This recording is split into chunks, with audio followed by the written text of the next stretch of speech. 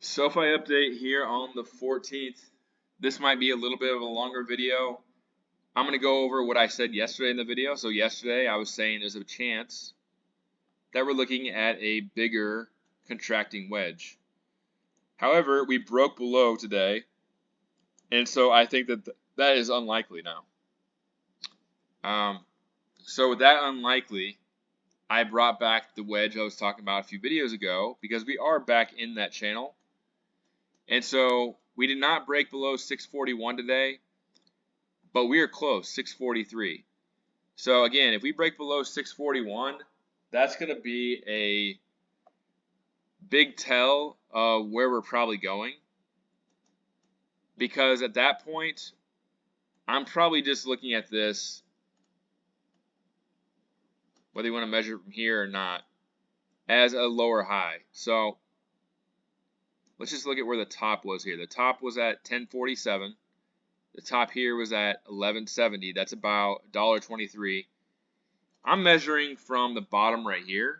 I think that this right here is the end of the W wave. So $1.23 lower than this is sitting around 593. So I'm going to go ahead and mark 593 as a potential spot for us to land.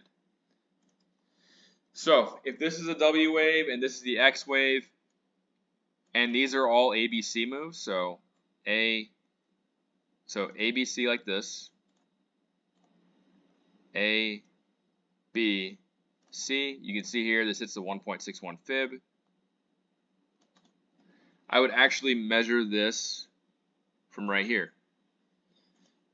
So on this final move down, if this is WXY, this would be A, or this would be W as well. It could be WXY, it could be anything. It's a double three. Like that. So get rid of that right now. So if I'm taking away that falling wedge, basically, we've been in this channel actually. We're at the bottom part of the channel. This is this is WXY. So WXY like this. And then this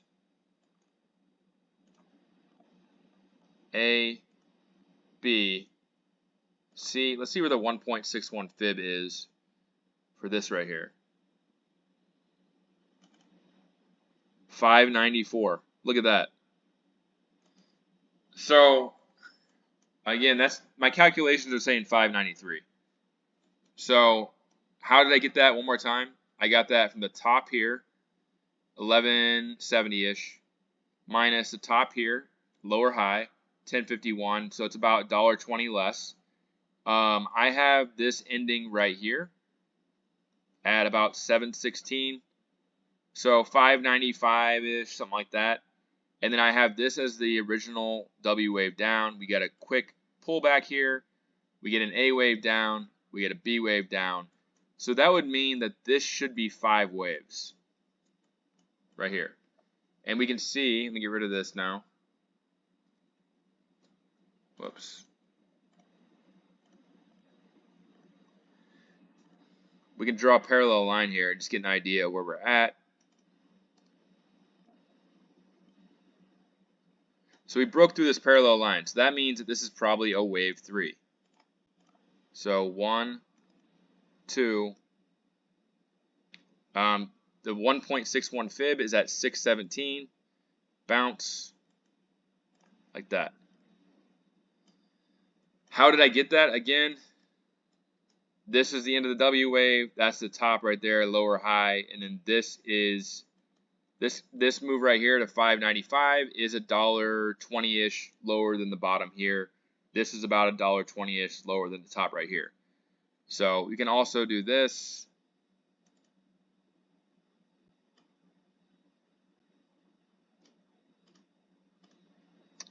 This only takes us to 637.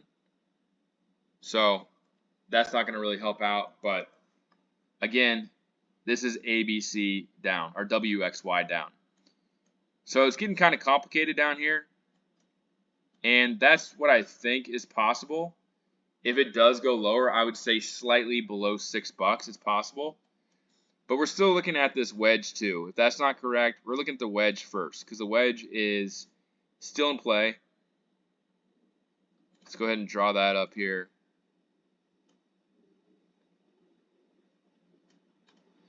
So if this wedge still stays intact, it can come all the way down here to 632. And we're also watching the 641 level, the bottom on the year.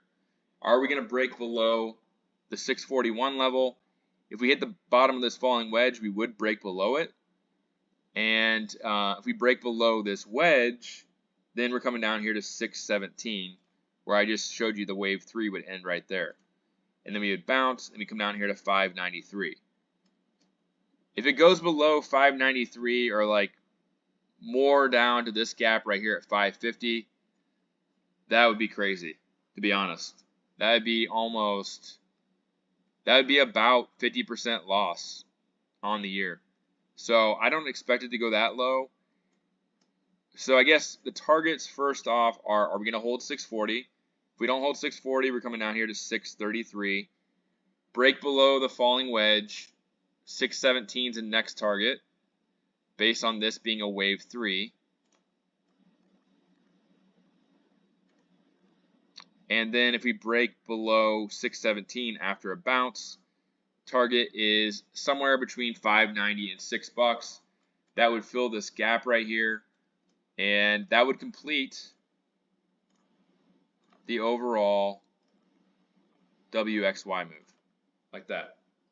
And then we'd be moving on to another move like this. So this is long and drawn out. It sucks for everybody right now. Noto bought today. He only bought 200,000 shares. You would think that he'd be buying more, but I guarantee if he gets down here to $6, he'll be buying a lot more, I think. So very tough market on a lot of stocks right now because nothing ever goes up. It just goes up and then comes back down, up and down. So if you're not like trading in and out and making money while it's doing that, then you're just seeing your portfolio go up and down endlessly the first 6 months of the year. So it's a tough trading environment right now, but I think that we'll still be rewarded down here. And I added shares today, and I added higher than what it's at now. I added at 670. So just to let you know, if you added below that, you got a better price than me. And my next add would probably be, I'll probably add if it comes down here to $6, to be honest. I've got enough shares where buying at 630, and I got a full position too. So I'll probably wait. If it comes down here and fills the gap at $6, I'd probably buy down there. So that's pretty much sums it all up. We're watching the falling wedge and 640 break below that, 633, 617, and then potentially 590 to $6. And below that, I'd be kind of surprised. So that's going to do it for this update. Look for more downside on Monday, most likely, to at least the bottom of this wedge, I think. I think 640 is probably going to break. I'd be surprised if it holds. If it holds, then we'll go over a new scenario. But that's what I see for right now. And I'm going to leave it at that. Leave me a comment, like, subscribe if you're not already. And thanks for watching. Have a good weekend.